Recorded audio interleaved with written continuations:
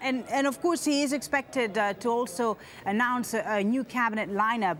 When are we likely to hear anything about that? And is there any word as to who might be part of that cabinet? Well, according to Egyptian media sources, already Issam Sharaf has met this morning, Thursday morning, with the Military Supreme Council, and he's been talking to them about any possible new appointments. So it seems that things are moving pretty fast. Now, the most important appointments that we expect to be reshuffled, the ministers that people are not happy with, are the Foreign Minister Abu Ghait, who was in fact serving under President Hosni Mubarak, the Justice Minister also, who was serving under Hosni Mubarak, and the Interior Ministry, Mahmoud Wagdi, who's a very, very unpopular man here. We expect, at least in the first wave, those three ministers to be reshuffled. Apart from that, we're not expecting a lot more changes. Don't forget that this cabinet has already been reshuffled once by Ahmed Shafi, the former Prime Minister, just a week or so ago. So there were already a lot of changes going on from the way in which that cabinet looked just a few weeks ago under former President Hosni Mubarak. And of course, we'll continue to monitor the political developments there in Cairo. Shireen Tadros, for the moment, thank you very much. Now to the uprising in Libya, where there's been another air attack on the oil town of Brega. But rebels say they're pushing Gaddafi forces back. Libyan rebels armed with rocket launchers, anti-tank aircraft guns and tanks have shored up defences to fight off Gaddafi's forces. The United Nations says refugee camps on Libya's borders crossing are at a crisis point. Tens of thousands of foreign nationals still trying to flee the country. There are more than 50,000 Bangladeshis still trapped there, and their government says it has no evacuation plan for them. Government officials in the Netherlands, meanwhile, are trying to win the release of 3 Dutch Marines in Libya. They were captured on Sunday by forces loyal to Muammar Gaddafi after they landed in the coastal city of Sirte. They were trying to rescue 2 Europeans who've since been handed over to the Dutch embassy in Tripoli. Let's get the latest now on Libya's from Huda Abdel Hamid. Latest on Libya waging war from the air. Warplanes are in the skies above rebel-held areas as Muammar Gaddafi attempts a fight back. We've been receiving reports of a new airstrike on the town of AlJazeera, and there's been more attacks on the oil town of Brega. Tony Bertley reports.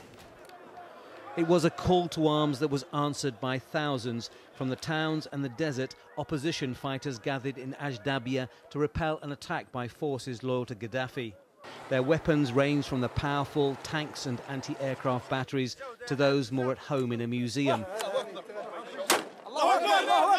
There was confusion and disorganization.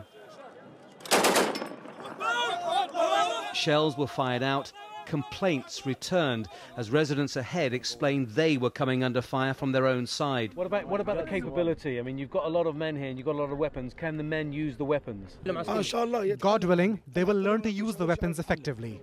The conviction of the volunteers has to be admired. The capability is open to question. Gaddafi's forces were said to number around 300 men. They attacked the strategically important town of Brega at first light, and witnesses said they began firing indiscriminately. This I see in the morning. Many people come in mafia for Gaddafi. He killed many people in the morning. Heavy weapons were sent forward and hundreds of trucks and cars stacked with ammo and guns taken from captured army stockpiles. Casualties came back. Many hurt, he told us, many dead. This doesn't seem to have been a full-fledged assault, more like a probing attack, but it shows that Gaddafi forces are strong, they can strike at will, and that the Libyan leader shows no signs of giving up. Quite the contrary, he's hitting back. 10 kilometers from Brega and more forces congregated. No one seemed to know exactly what was happening. Then a Libyan Air Force bomber circled overhead. Its first bombing run hit close to the centre of the fighting near Brega University. The second hit our position.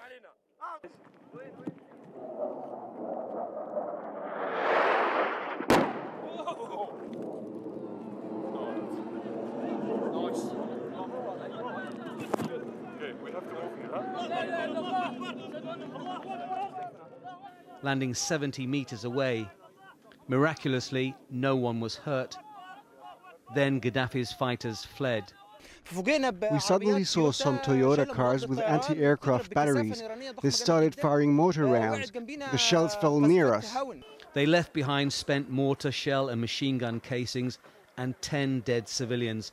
21 people were wounded, including a 7-year-old boy who survived a bullet lodged in his nose. These people who were killed, were they fighters or were they ordinary people? Ordinary people. Ordinary people. He is going when Gaddafi's people. He is coming to university. 2 of the bodies were said to be of Gaddafi fighters. It was claimed one carried ID showing he was from Niger in Africa, but it's hard to verify. Despite the howls of bravado, this brazen attack has provoked both fear and anger and reminds everyone of the violent threats of Gaddafi.